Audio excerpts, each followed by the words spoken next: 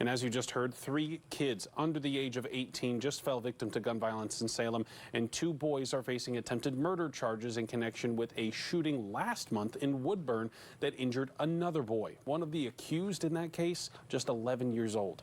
Tonight, we're taking a deep dive into the issue of gun violence involving young people. Katu's Tanvi Varma spoke with a young person who actually shot at someone. They're sharing their story tonight to help prevent more gun violence from happening. And Tanvi, was anyone hurt in that case? So, Barry, fortunately, no one was hurt, but it was still an incredibly dangerous crime, and they're on probation for it right now. And what's striking about this young person is, in a lot of ways, they're just a regular kid, someone who likes to listen to music, hang out with their friends after school, but they made some bad choices and found themselves going down the wrong path in life. This 17-year-old has already seen and done so much. To protect this child's identity, we've chosen to blur their face, to change their voice, and we're using a gender-neutral pronoun. About a year ago, this youth shot a gun at a group of kids in retaliation, and luckily for everyone involved, they missed. Now they're choosing to take a different path. I want to get out of the street life. Having done a stint in juvenile hall, it's hard, it's cold. You ain't got nobody to talk to. Now on probation, this child sharing their story with Katu to help us understand why kids seek out guns, what drives them to pull the trigger, and to better understand how to prevent it from happening in the first place.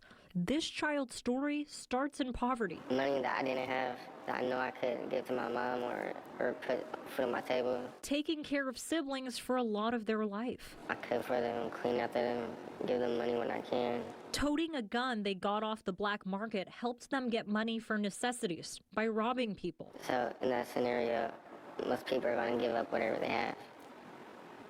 They're not going to try to fight you for it. Something they learned by example. You see all your uncles and your dads and your cousins doing it, so you kind of take the path.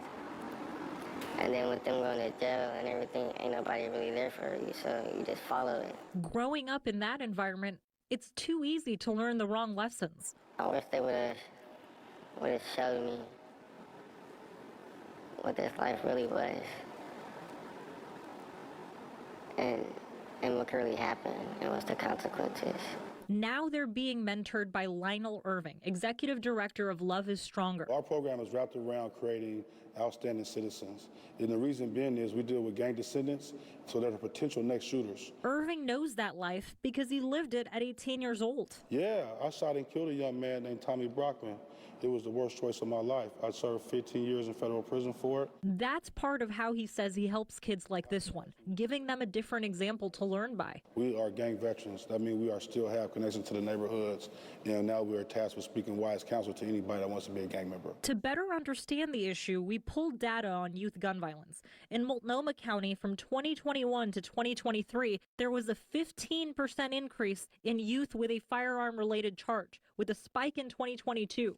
And in Salem, a study found that between January 1st of 2018 to June 30th of 2023, nearly 18% of gun violence suspects were 17 years old or younger. Just over 9.5% of shooting victims in Salem were in the same age bracket. Under the age of 18, juveniles were responsible for maybe 18% of the violence that were occurring, but it's been increasing even within the 5-year study period. It was increasing, and so that's a troubling trend line that we're monitoring closely. Amid these troubling trends, a push to find solutions to gun violence. What we'd like to do is have at least 3 or 4 meetings out in the community. Who are the stakeholders, the various service providers, even the individual residents in the community that are interested and willing to help somehow and partner? We want to capture those names and identities and resources that are out there, and begin finally to get some initial input on thoughts, like what do community members believe is the right response, or how should we approach this problem together? In Multnomah County, we spoke with Scott Williams, who's a program manager for the Gun Violence Impacted Families program funded by the county. He works primarily with people 10 years old up to 25 years old. We provide individual counseling, group counseling.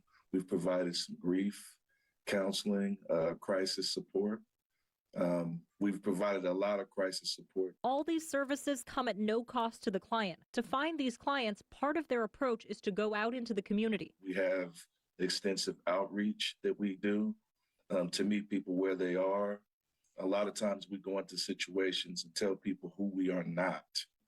so that we can differentiate between some of the other partners. Also sharing where part of the problem begins, easy access to guns. Probably gun owners that are not being responsible about where they should put their or store their firearms. As for our anonymous child, the road is only up from here. I want to put my mom in a big house where she don't gotta worry about nothing. I'm trying to start a business.